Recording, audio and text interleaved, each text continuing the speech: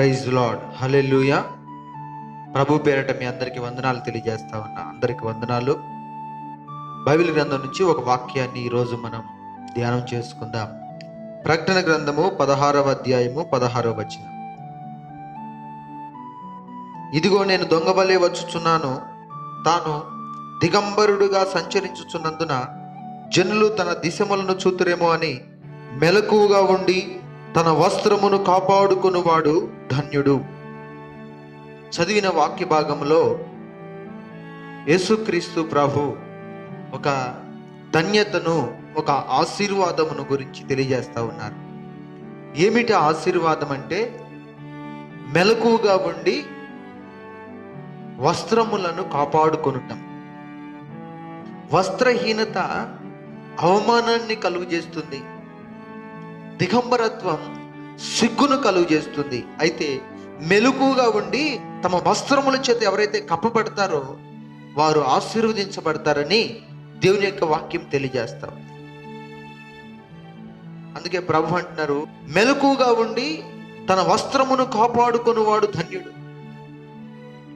మనం దేవుని యొక్క వాక్యంలో చూసినట్లయితే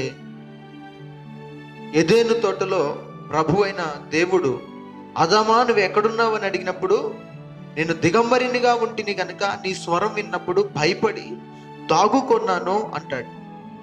అంటే దిగంబరత్వం భయాన్ని కలుగు చేస్తుంది, సిగ్గును కలుగు చేస్తుంది. నోవాహు గురించి రాయబడింది. నోవాహు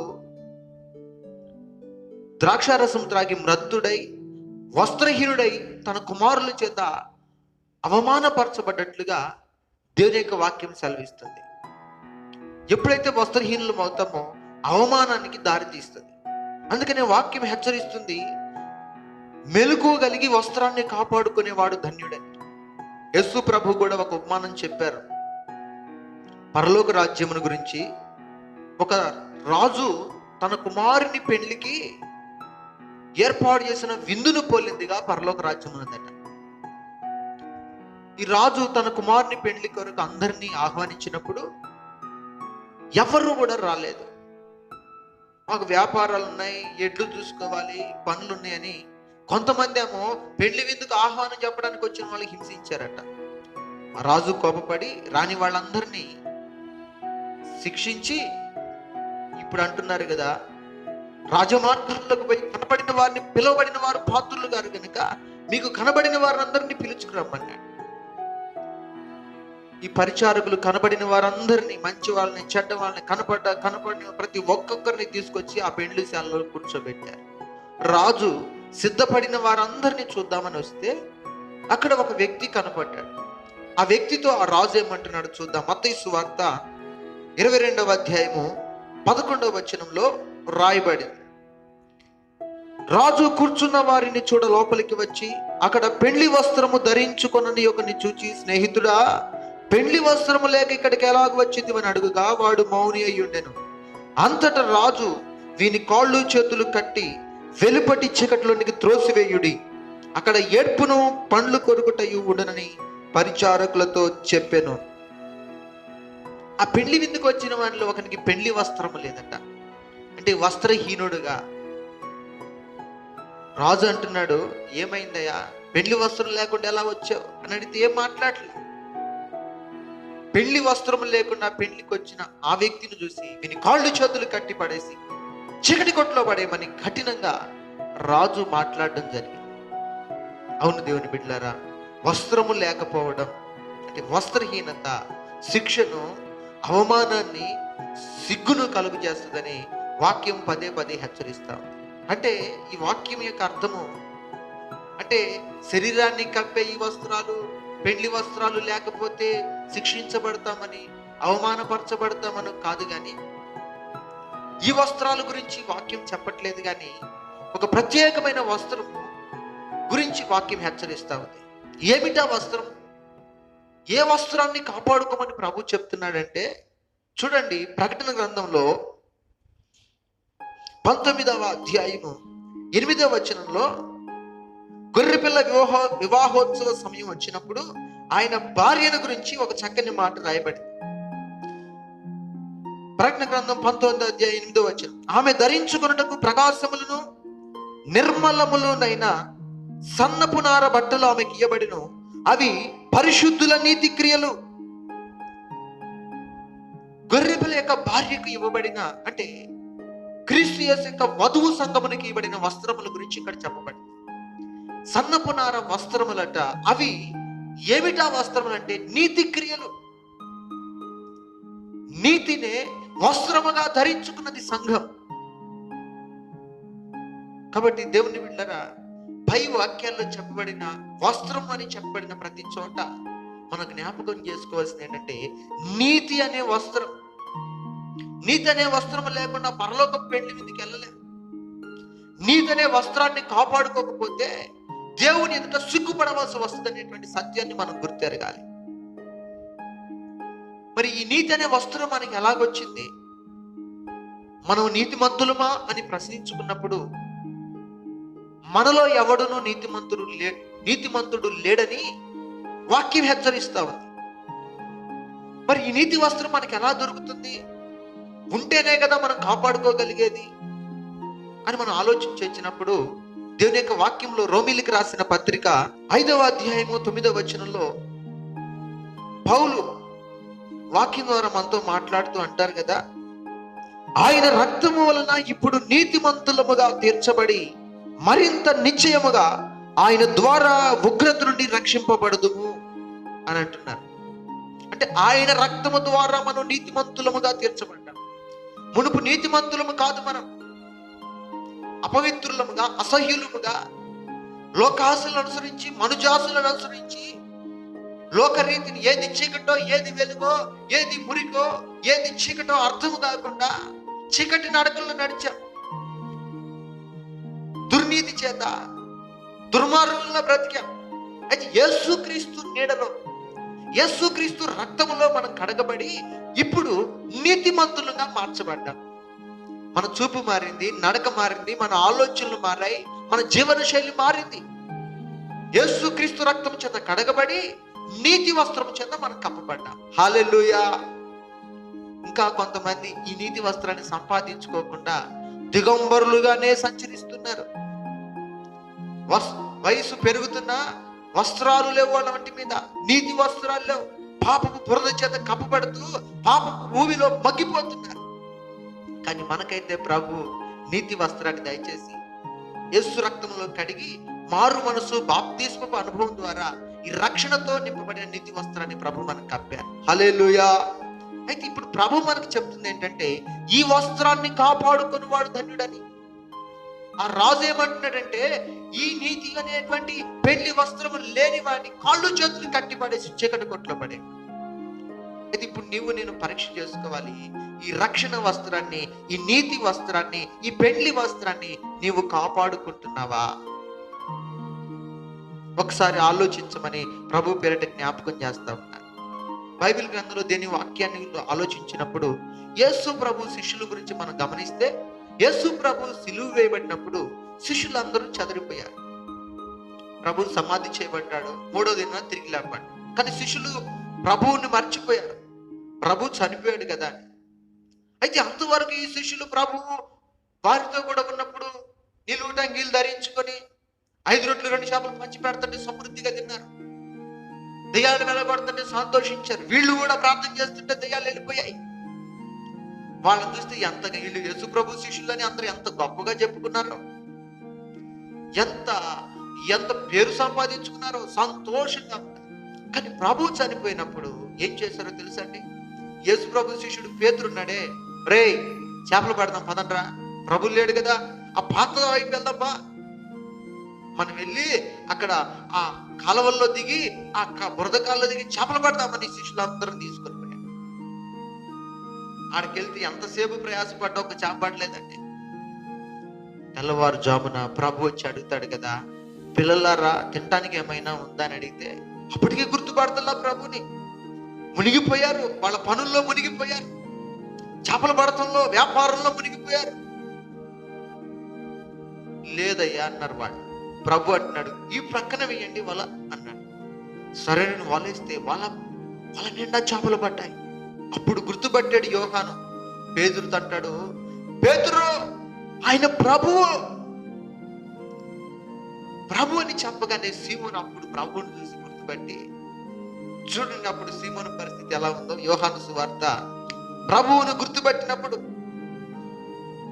పేతురు పరిస్థితి ఎలా ఉందో. యోహాను సువార్త 21:7 యేసు ప్రేమించిన శిష్యుడు ఆయన ప్రభువు సుమి అని పేతురుతో చెప్పాను. ఆయన ప్రభువు అని పేతురు విని వస్త్రహీనుడై ఉన్నందున పైబట్ట వేసుకొని సముద్రములో దుమికెను. వస్త్రాలు లేవంటండి. ప్రభువుతో కూడా ఉన్నప్పుడేమో వస్త్రాలు ఉన్నాయి. ప్రభు వారితో పాటు ఉన్నప్పుడు ఇరువుటి అంగీలు వేసుకొని ప్రభుతో కూడా ప్రార్థన చేస్తున్నారు, అద్భుతాలు చూస్తున్నారు, దేవుని మహిమను అనుభవిస్తున్నారు, సంతోష హృదయులై. ప్రభువు సిలువ వేయబడినప్పుడు, ప్రభువుకి దూరముగా ఉన్నప్పుడు వస్త్రాలు పోయి ఆ నీచు కంపులో, ఆ చేపల కంపు మధ్య, ఆ పాత వ్యాపారంలో పడిపోయి వస్త్రాలన్నీ పోగొట్టుకొని దిగంబరుడైపోయాడు ఈ పేతురు. దేవుని బిడ్డలారా, ఎంత భయంకరం! ప్రభువుని చూసేసరికి, అంతవరకు వారు నడిపించిన ప్రభు ఒక్కసారిగా వారి ఎదుట ప్రత్యక్షమయ్యేసరికి, అప్పుడు ప్రభుతో ఉన్నప్పుడు వారి పరిస్థితి ఎలా ఉంది? అప్పుడున్న ప్రార్థన లేదు, అప్పుడున్న నిరీక్షణ, అప్పుడున్న విశ్వాసం ఇప్పుడు లేదు. అప్పుడు రోగులు వస్తే ప్రభు బాగు చేస్తాడని చెప్పేవాడు. ఇప్పుడు లేదు ఆ విశ్వాసం. ఇప్పుడు చేపలు పట్టుకుందాం అంటే అది చూసుకొని సిగ్గుతో తలదించుకొని నీళ్ళలో దూకేసాడు. సంఘమా, ఈరోజు మిమ్మల్ని కూడా ఒక ప్రశ్న వేస్తున్నాను. ఈరోజు మనం కూడా ప్రభువుకి, ప్రభు యొక్క సన్నిధికి, దైవజనులకు, సంఘానికి దూరంగా ఉంటాం. ఈ రోజుల్లో మన విశ్వాసం ఎలా ఉంటుంది? మన ప్రార్థనా జీవితం ఎలా ఉంటుంది? ప్రభు మనకిచ్చిన నీతి, రక్షణ ఏ విధంగా మనం కాపాడుకుంటున్నాం? లేక నిర్లక్ష్యం అయిపోయి ప్రభు ఇచ్చిన ఈ నీతి వస్త్రాన్ని, ఈ నీతి క్రియలను మురికి చేసుకుంటున్నామా? ఒక్కసారి ఆలోచించాలి. మునుపు రక్షణ పొందినప్పుడు ప్రతి శనివారం ఉపవాసం ఉండి ప్రార్థన చేస్తున్నావు, వేకువనే లేచి దేవునికి మొరపెట్టావు, ఎంతో నీతిగా పవిత్రంగా నువ్వు జీవించావు, సంఘంలో దైవజనులతో నడుస్తూ ఒక మంట మండావు. అయితే ఇప్పుడు సంఘానికి, దైవజనులకు, దేవుని సన్నిధికి దూరంగా ఉంటున్న ఈ దినాల్లో ప్రభువు నీకు ఇచ్చిన రక్షణ ఎలా కాపాడుకుంటున్నావు? వార్తలు చూడాలి, ఏం పని లేదు, వార్తలు చూద్దామని రిమోట్ నొక్కుతా, ఆ రిమోట్ మారుస్తూ మధ్యలో ఇదేదో సీరియల్ వచ్చి సినిమా, ఇదేందా చూద్దామని సినిమాల్లో పడిపోతున్నావా? ప్రార్థన జరగట్లేదుగా, ఏం ఉపవాసం ఉందామని శనివారం వచ్చినప్పుడు కూడా కడుపు నిండా అన్నం తిని గుర్రు పెట్టి నిద్రపోతున్నావా? ఉపవాస ప్రార్థన మరిచి దేవుని వాక్యాన్ని నిర్లక్ష్యం చేస్తున్నావా? సెల్ ఫోన్లో అవి చూద్దాం, టైం పాస్ కావట్లేదు, తిప్పుతా, ఏ పనికి మళ్ళీ చెత్త వీడియోస్ చూసుకుంటా ప్రభువు నీకు ఇచ్చిన పవిత్రత, రక్షణని అపవిత్రపరుచుకుంటున్నావా? ఒకసారి ఆలోచించు. ఈ సీమోను పేతురు కూడా ప్రభువు వారికి దూరంగా ఉన్నప్పుడు, ప్రభువు సిలువ వేయబడినప్పుడు పాత వృత్తిలోనికి వెళ్ళిపోయి వస్త్రహీనుడై, దిగంబరుడై కంపులోనికి దిగిపోయాడు. నీ పరిస్థితి ఎలా ఉంది? అందుకే ప్రభు అంటాడు, మెలకువగా ఉండండి, వస్త్రాన్ని పోగొట్టుకోవద్దు. ఈ రక్షణ వస్త్రాన్ని, ఈ నీతి వస్త్రాన్ని, ప్రభు మనకిచ్చే అనుభవాలు, ప్రార్థన అనుభవాలు, వాక్యాన్ని ధ్యానం చేసే అనుభవాలు, పరిశుద్ధంగా ఉండే అనుభవాలు పోగొట్టుకోవద్దు ప్రియులారా. ఆయన దొంగ వలే వస్తాడంట. ఆయన ఒకసారి నేను ఒక ఇంటికి వెళ్ళాను. ఆ ఇంటికి వెళ్ళంగానే ఆ ఇంటి ఆమె గబగబలేసి లోపల పోతుంది. ఏంటమ్మా లోపల అంటే ఆమె అనుకుంటా అంటుంది కదా, ఇప్పుడు దాకా పాటలే పెట్టాను, దేవుని పాటలే పెట్టానే అంట. ఆమె లోపల పోయి త్వరగా పోయి ఛానల్ మారుతుంది. అప్పుడే సీరియల్ పెట్టినా, అప్పుడు దాకా దేవుని పాటలు పెట్టి అప్పుడే నేను వచ్చాను. దేవుని పిల్లరా, ప్రభు కూడా అప్పుడే వస్తాడు. ఎప్పుడైతే ప్రార్థన మానేసి కడుపు నిండా అన్నం తింటావు అప్పుడే వస్తాడు. ఉపవాస ప్రార్థన రోజు నువ్వు అన్నం తింటావు అప్పుడే వస్తాడు ఆయన నీ దగ్గరికి. ఎప్పుడైతే సినిమా చూస్తుంటావో అప్పుడు దాకా దేవుని వాక్యం వింటాం, సినిమా బెట్టింగ్లో ప్రభు నీకు దగ్గరికి వస్తాడు. చప్పుడు కాకుండా సిగ్గుతో తలదించుకోవాల్సి వస్తుంది ఆ సమయాన్ని. సీమోను పరిస్థితి అదే. ఒకసారి ఏమైందంటే, నేను స్కూల్లో చదువుకునేటప్పుడు మా మాస్టర్ గారు స్టడీ అవర్స్ పెట్టి అందరిని చదివిస్తా ఉన్నారు. అందరూ బుద్ధిగా చదువుకుంటున్నారు, చదువుకుంటారా మీరు ప్రయోజకులు అవుతారని చెప్పాడు. చదువుతా ఉన్నారు అందరూ. మాస్టర్ గారు వీళ్ళు బుద్ధిమంతులే, పరీక్షలు వస్తే చదువుకుంటారులే అని ఆయనకి చిన్నప్పటి నుండి బయటికి వెళ్ళాడు. పావుగంట అయింది, అరగంట అయింది, మాస్టర్ గారు రాలా. ఈ బుద్ధిమంతుల్లో ఒకళ్ళు లేచి బయటికి వెళ్ళి చూసాడు, ఈ మాస్టర్ గారు లేడనుకోండి. ఇక లేడని వీడు చూసేసరికి ఇక మెల్లగా చదివేవాళ్ళు కాస్త అలిసిపోయి ఇక అలా మాటలు చెప్పటం, ముచ్చట్లు చెప్పటం ప్రారంభించారు. ఒకళ్ళిద్దరు లేచి బ్లాక్ బోర్డ్ మీద గీతలు గీయటం, పిచ్చి గీతలు గీయటం. ఇంకొంతమంది అయితే అలిసిపోయి నిద్రపోవటం, మరి కొంతమంది అయితే క్లాస్ వదిలిపెట్టి ఇంటికి వెళ్ళిపోవటం. ఇట్లా రకరకాలుగా పనులు చేస్తారు. ఇక మాస్టర్ గారు రారులే అనుకున్నారు. ఎవరు ఊహించలేదండి. ఒక్కసారిగా ఆ మాస్టర్ గారు కిటికీ పక్కన నిలబడి నుంచొని ఉన్నాడు. ఎప్పుడు వచ్చాడో ఎంతో సైలెంట్గా వచ్చి దొంగలాగా వచ్చి సాటు నిలబడ్డాడు. అంతా చూసేసాడు. ఎవడు గొడవ చేస్తున్నాడు, ఎవడు నిద్రపోతున్నాడు, ఎవడు ముచ్చట్లు చెబుతున్నాడు, ఎవడు చదువుతున్నాడు, చదవట్లేదు, అందరిని చూసేసాడు. ఈలోపు ఒకడు చూసి కప్చిప్పని కూర్చుంటాడు. వాడిని చూసి ఒకరిని చూసి ఒకడు అందరూ కూర్చున్న తర్వాత సైలెంట్గా మాస్టర్ గారు లోపలికి వచ్చారు. ఏం మాట్లాడలా, అంతా చూశాడుగా. బుద్ధిమంతులు అనుకున్న వారి హృదయం పట్టబయలైపోయింది. వాళ్ళ బుద్ధి ఏమిటో అర్థమైపోయింది. వారి దిగంబరత్వం బయటపడింది. కనుక ఒక్కొక్కరిని వీపుని బద్దలు చేశాడు, ఒక్కొక్కరిని బాధి పెట్టాడండి. దేవుని బిడ్డలారా, ఎందుకు ఈ విషయం చెప్తున్నానంటే, ప్రభువు కూడా